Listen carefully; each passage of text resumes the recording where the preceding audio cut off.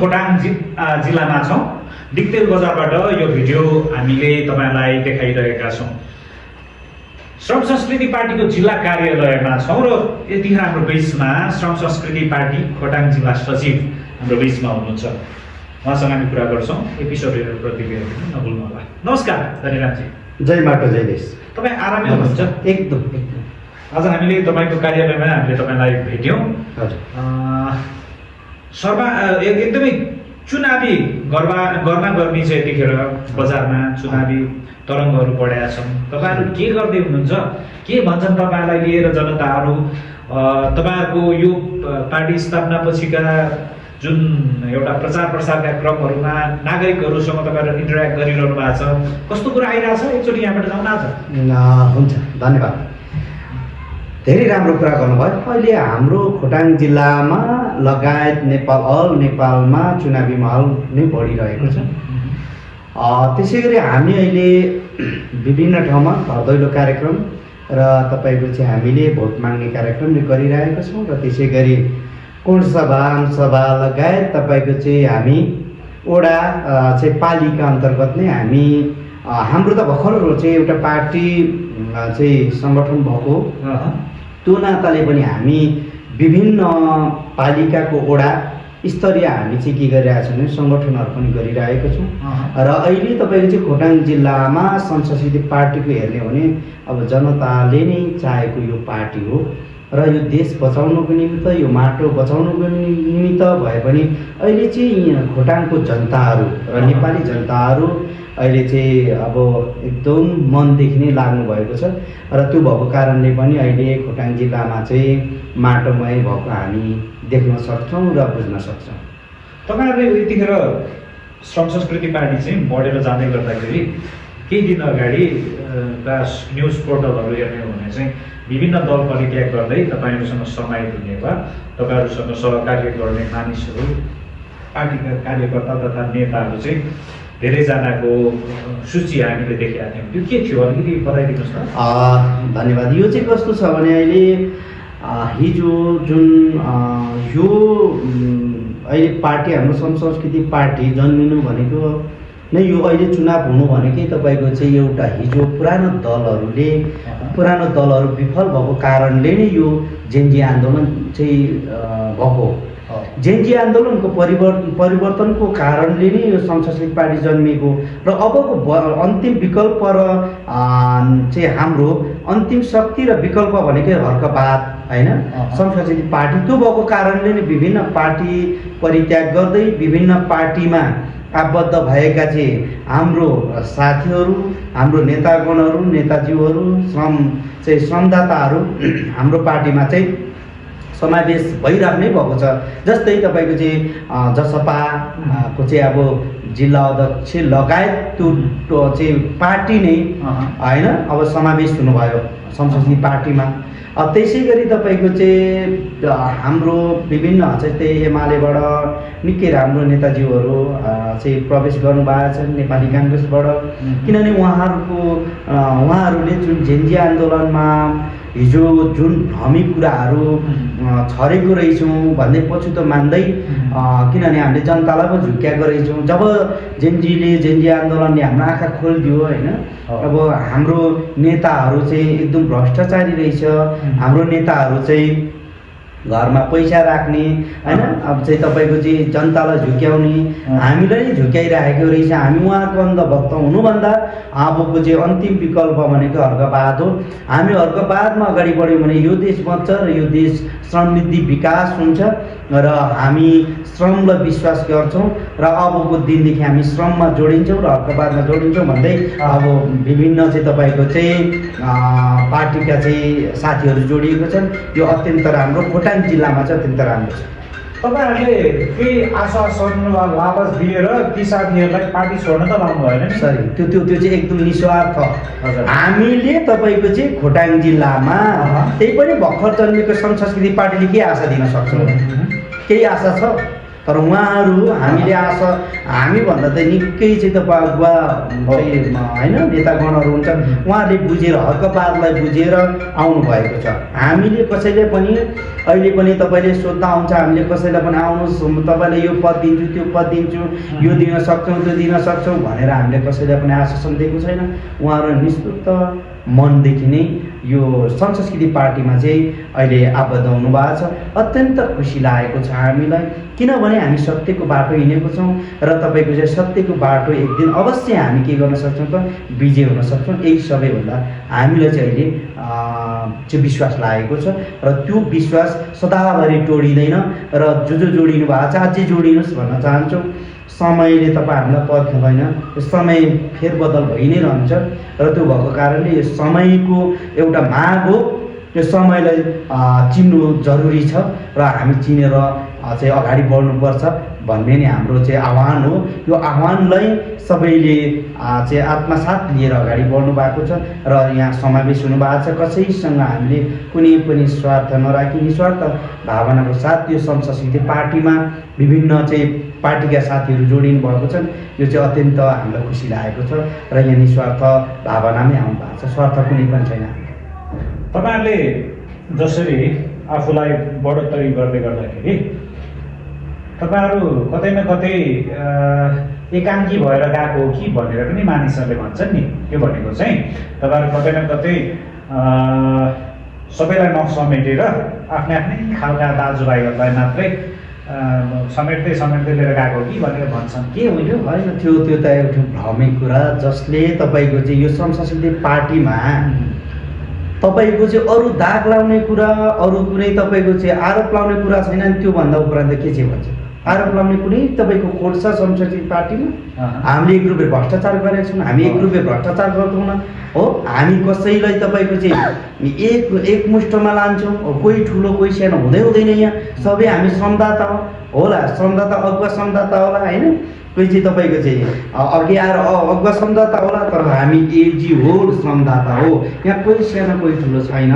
र तपाईँको चाहिँ अरूले चाहिँ के भन्छ भने तपाईँको चाहिँ हिजो हामी पनि त तपाईँको चाहिँ यहाँ अन्य दलका उम्मेदवारभन्दा कसरी फरक छन्? जस्तै एकजना डक्टर पनि हुनुहुन्छ के अरे मैदानमा होइन, अनि विभिन्न दलका नेता तथा नेतृत्वहरू चाहिँ यो प्रतिनिधि सभाको लागि चाहिँ आफूलाई म खोटाङको प्रतिनिधित्व गर्छु भनेर आइरहनु भएको छ। उहाँहरूभन्दा तपाईँले उठाउनु भएको तपाईँको उम्मेदवार कसरी अब्बल अलिकति बताइदिनुहोस् त। ठिक छ, यहाँ तपाईँको चाहिँ पहिलो कुरा आम जनताले के बुझ्नु जरुरी छ भने यहाँ म कसैलाई जस्तै अब डक्टर हरिरोका दाजु अहिले चाहिँ उहाँ डक्टर भन्दा नि बढी चाहिँ तपाईँको चाहिँ कृषि विशेषज्ञ भन्ने कुरा छ। डक्टर उहाँले पढ्नु भएको हो तर सर्टिफिकेट पाएको छैन होइन, त्यो कारणले अहिले डक्टर भन्नु छोड्नु भएको छ उहाँहरूले नि। यो कुरा चाहिँ हामीले बुझ्नु जरुरी छ। हो डक्टर पढ्नु भएको हो र सर्टिफिकेट पाउनु भएको छैन, त्यो छ। अर्को कुरा तपाईँको चाहिँ उहाँको विषय पनि अब के छ भने उहाँहरू राम्रो मान्छे हामी मान्छौँ, हामी स्वीकार्छौँ। के मानेमा हो भन्दा पढेको लेखेको होला, तर उहाँ पनि 2064 सालमा सांसद भएर होइन विलाप हुनुभएको मान्छे। उहाँसँग हामी यो खोटाङ जिल्लाको जनताले के विश्वास मान्ने हो? विश्वास मान्ने के आधार छैन।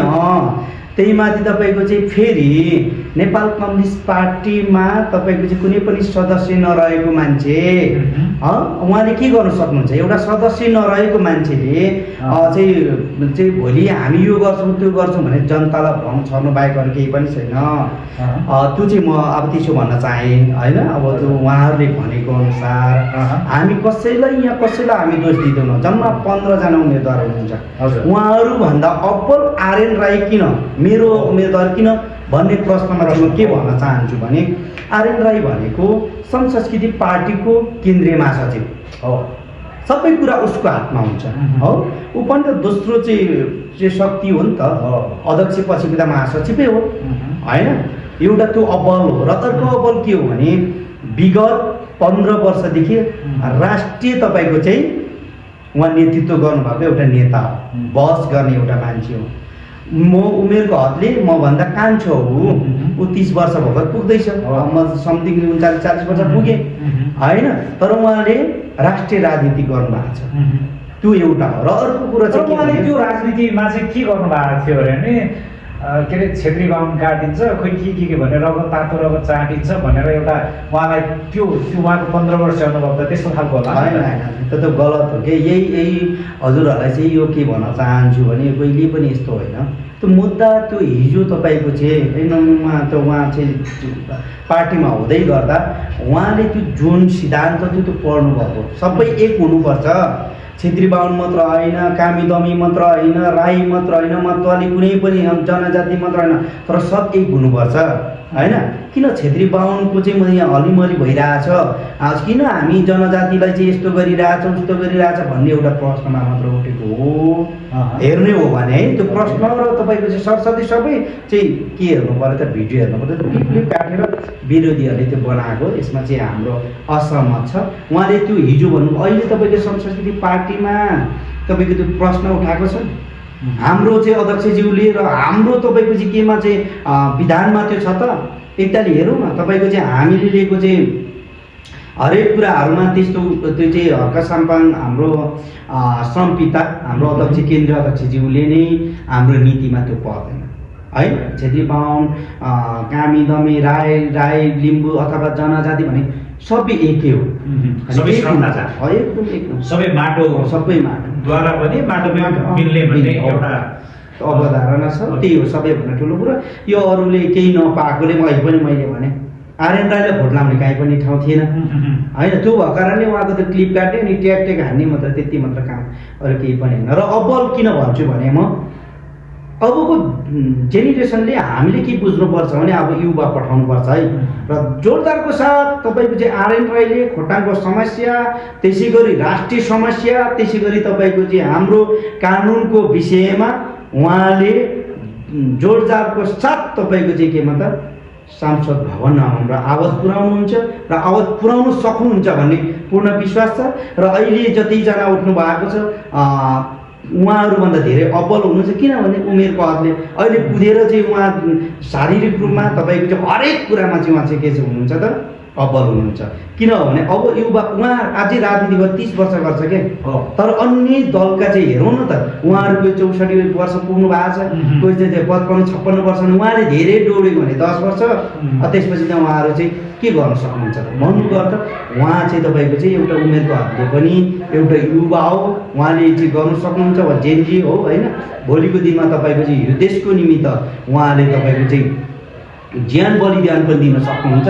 र यो देश परिवर्तन गर्नको निमित्त जोरदारको साथ संसद भवनमा गएर तपाईँको चाहिँ हाम्रो खोटाङ्गे आवाजहरू, हाम्रो चाहिँ समस्याका आवाजहरू उठाउन सक्नुहुन्छ भने पूर्ण विश्वासको साथ हामीले आर्यन राईलाई चाहिँ हामीले उम्मेदवार बनाएको छौँ र हामी विश्वास छ उहाँले गर्न सक्नुहुन्छ। हामी यो बाटोमा आउँदै गर्दाखेरि हामी मोटरमा आयौँ, आउँदै गर्दाखेरि चाहिँ हामीसँगै यात्रा गरिरहेका खोटाङ स्थानीयहरू छौँ नि, कतै न कतै कुरा गर्दै आयौँ। उनीहरूले चाहिँ कतै न कतै असन्तुष्टि जनाइरहेको जस्तो भान भयो क्या मलाई चाहिँ पर्सनली। अनि हर्क साम्पाङजीले काम एकदमै राम्रो गर्नुभएको छ, तर उहाँले त्यो नलेखी हुन्थ्यो। त्यो उहाँले धेरै बोलेको कारणले चाहिँ एकजना काठमाडौँ महानगरपालिकाका मेयर पदमा उठेका तर हारेका केशव स्थापितको उदाहरण दिएर चाहिँ मलाई केही कुराहरू बताउनु भयो। त्यो कुरा चाहिँ मैले यहाँनिर प्रश्नको रूपमा राख्दैछु। कतै न कतै उहाँले बोलिरहेको लेखिरहेको कुराले तपाईँको पार्टीलाई हानि भइरहेछ भन्ने तपाईँलाई फिल हुँदैन? त्यो छैन, त्यो पिट्टिकै छैन। किन भन्नुहोस् न, हर्क साम्पाङलाई नि बढी स्ट्याटस लेख्यो, बढी बोल्यो भने अरूभन्दा त्योभन्दा उहाँलाई आरोप लगाउने ठाउँ कहीँ छ? हो, तपाईँको चाहिँ त्यो प्रश्न चाहिँ अरूलाई पनि गर्नु पऱ्यो नि त। अरू नेताले चाहिँ गर्दै नगर्ने तपाईँको चाहिँ अब मेरो कुरा त्यो पनि हो। जस्तै तपाईँको चाहिँ त्यत्रो भ्रष्टाचार गरे, त्यत्रै जेनजी आन्दोलन गरे, अनि तपाईँको चाहिँ त्यो उनीहरूको चाहिँ नेतृत्व पुरा नगर्ने सहकारी ठगको कुरा गर्दैन भने तपाईँहरू जहिले हल्का साम्पाङले स्ट्याटस लेख्यो उसले स्ट्याटस लेखेर के बिगार्यो त देशको विरुद्धमा लेखेको छ होइन देशको विरुद्धमा लेखेको छ भने भन्नुहोस् न हामीलाई भन्नेहरूले के पनि भन्छ भने तपाईँहरू जस्तै मान्छेहरूले चाहिँ अझ अलिकति सचिदिनुहोस् न अध्यक्ष भन्ने साटोमा चाहिँ तपाईँहरूले यसरी बाँदरलाई भर्याङ चढाएर बढेको भन्छ होइन सरी यो चाहिँ अनि हर्का सामान हाम्रो अध्यक्षज्यूले राम्रो कुरा गर्दै हुनुहुन्छ भने त्यसलाई चाहिँ तपाईँले चाहिँ नराम्रो भनिदिनुहोस् भन्नु त्यो चोरलाई होइन अथवा उहाँले त्यो चोर हो है भन्दै गर्दा होइन त्यो चोर होइन भनिदिनुहोस् न भन्ने हामी चोरलाई चोरै भनेको छ त अब उहाँ तपाईँ हामी देखि चोरलाई चोर भनिरहेछ होइन अनि तपाईँको चाहिँ हामीले चाहिँ भनिदिनु पर्ने के त्यो चोर होइन नभनिदिनुहोस् न भन्नुपर्ने तर के भन्थे भने नि सोचेको कि मुद्दु नजोगाउनु कि थुतु नजोगाउनु भन्ने क्या त्यो दुईवटा जोगाएन भने चाहिँ जिन्दगीमा कतै न कतै धरापमा परिन्छ भन्ने उखान चाहिँ होइन ठिक हो तपाईँले भनेको कुरा त्यो समय परिवर्तनशील छ होइन त्यो तपाईँको सामाजिक सञ्जालले संसार पुऱ्याउँछ है अनि हर्का साम्पाङलाई फसाउनुको निमित्त झुटो बोल्यो भने चाहिँ त्यही कुरालाई चाहिँ उहाँले टपमा लगेर उहाँलाई फसाउनुको निमित्त होइन त्यस्तो कुरा त बोलिहाल्छ नि तपाईँले भन्नु खोज्नु भएको चाहिँ यदि हर्का साम्पाङले त्यो यसरी नै अब अरूले मानिसहरूले भनिरहेको जस्तै झुटो कुरा नराम्रो कुरा गरिदिएदेखि त्यही कुरा हिजो चाहिँ यस्तो ठुलो कुरा गर्थ्यो आज चाहिँ त्यही कुरा यो पनि यस्तै त रहेछ नि भन्ने बनाओस् भनेर चाहिँ उनीहरूले यो भनिरहेको 100% हो नि अब हामीले त काम देखेको छौँ उहाँले गर्नुभएको होइन अर्को बातले किन पछ्याउँदैछौँ होइन तपाईँको चाहिँ प्रविधि संस्कृति होइन यस्ता कुराहरूलाई उहाँले त जोडेर लानु भएको छ नि त यी कुराहरू मान्ने नमान्ने हामी तपाईँले नेतृत्व गरिरहेको दल वा तपाईँले उठाइरहेको उम्मेदवारले खोटाङबाट प्रतिनिधि सभाको सदस्यको निम्ति उहाँ चुनिनुभयो भने खोटाङे जनताले के फरक महसुस गर्ला त योभन्दा अघिल्लो समयभन्दा पछिल्लो समयमा एक दुई दिन केही छ धेरै छ तपाईँको के पहिलो कुरा त तपाईँको त हामी संस्कृति पार्टीले यहाँ खोटाङमा रहेको समस्याहरू संसदमा पुर्याउन सक्नुहुन्छ अर्को कुरो तपाईँको चाहिँ अब भोलि सरकारमा जाँदै गर्दा पनि तपाईँको चाहिँ मन्त्री हुन्छ आर्यन राई किनभने महासचिव होइन तपाईँको चाहिँ त्यो चाहिँ हामी पूर्णता चाहिँ एकदम भन्न सक्छौँ अर्को कुरो हामीले तपाईँको चाहिँ हामी संस्कृति पार्टी भनेको श्रम गर्छौँ उहाँलाई नेता होइन उहाँलाई हामी सेवकको रूपमा पठाउँदैछौँ अब नेता होइन है संस्कृति पार्टीमा नेता छैन अध्यक्षज्यूले भनिसक्नु भएको छ घोषणा गरिसक्नु भएको छ उहाँहरू हाम्रो सेवक हो उहाँले हाम्रो निमित्त खोटाङको जनताको निमित्त खोटाङको समस्याको निमित्त अहिले पनि भने जोरदारको साथ आवाज चाहिँ संसद भवनमा पुर्याउनुहुन्छ उहाँबाट हाम्रो समस्या खोटाङमा यस्तो छ भनेर उहाँले त्यो समस्याको समाधानको निमित्त हरेक कुरामा हरेक पलमा उहाँले चाहिँ यो चाहिँ हाम्रो आवाज उठाउनेछ र त्यो परिवर्तन कसरी हुन्छ भने उहाँलाई हामी श्रम गर्नु ल्याउँछौँ क्या खोटाङमा हेरी मात्र राख्नुहोस् तपाईँको चाहिँ टाई सुट लगाएर कुनै दिन त्यो हाम्रो नेता आर्यन राई हिँड्यो भने त्यो चाहिँ हामीलाई नि भन्नु होला हजुर तपाईँले यसरी बोल्दै गर्दा यो अलिक ठुलो कुरा भएन कसरी ठुलो कुरा भने आर्यन राईले अस्ति काठमाडौँमा एउटा कार्यक्रम गरेका थिए खोटाङ सम्पर्क समिति त्यहाँ ट्राइकोट लगाएर गएको थिएँ अनि त्यो भन्नेहरूले चाहिँ केही विश्लेषक भनिएकाहरूले चाहिँ के भने त्यो धुलो माटो पिठोमा बसेर काम गर्ने अध्यक्षको महासचिव के हो टाई सुटमा भन्ने प्रश्न पनि गरिरहेको होइन त्यो चाहिँ कस्तो हो भने नि त्यो कार्यक्रममा जाँदा त लाउनु परेन संसद भवनमा पनि त त्यसको नीति होला होइन त्यसको त नियम होला होइन अब तपाईँको चाहिँ गाउँले पारामा गएर त नहोला त्यहाँ पनि त ड्रेस होला त्यसै गरी तपाईँको चाहिँ यो मिडियामा चाहिँ तपाईँको चाहिँ त्यहाँ पनि त राष्ट्रिय मिडिया अन्तर्राष्ट्रिय मिडियाहरू आएको थिए होइन त्यो ढङ्गमा पनि हुनसक्छ एउटा कुरा अनि तपाईँको चाहिँ हामीले के भन्न चाहन्छौँ भने तपाईँको चाहिँ जिल्लाको हकमा होइन जिल्लाको हकमा र तपाईँको चाहिँ उहाँले पार्टीको काम बाहेक र संसद भवनको चाहिँ मिटिङ बाहेक सदाबार खोटाङ जिल्लामै रहने वातावरण हामी गर्छौँ र यो तपाईँहरूलाई चाहिँ हामी प्रतिबद्धता यो जनाउन चाहन्छु। तपाईँको मिडियाबाट म भन्न चाहन्छु, आम खोटाङ जनतालाई, देश विदेशमा रहनु भएकोलाई तपाईँहरूले पनि खबरदारी गर्नुहोला।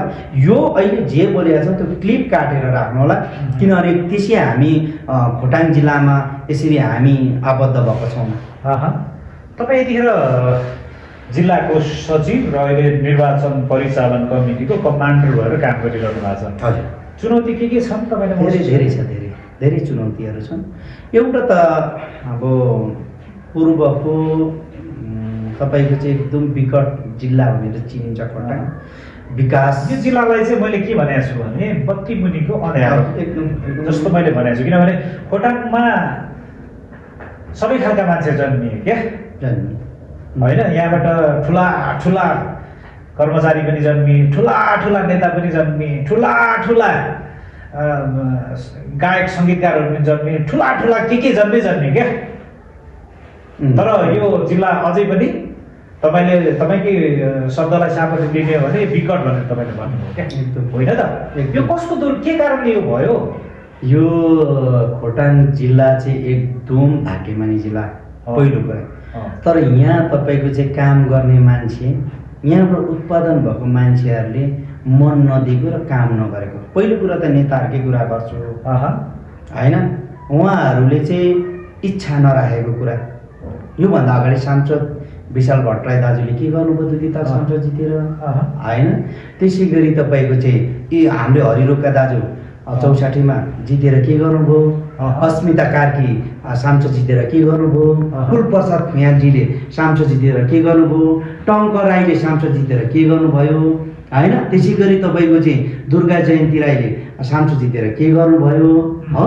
त्यसै गरी तपाईँको चाहिँ अब तपाईँ देवराज राईले सांसद जितेर के गर्नुभयो, है?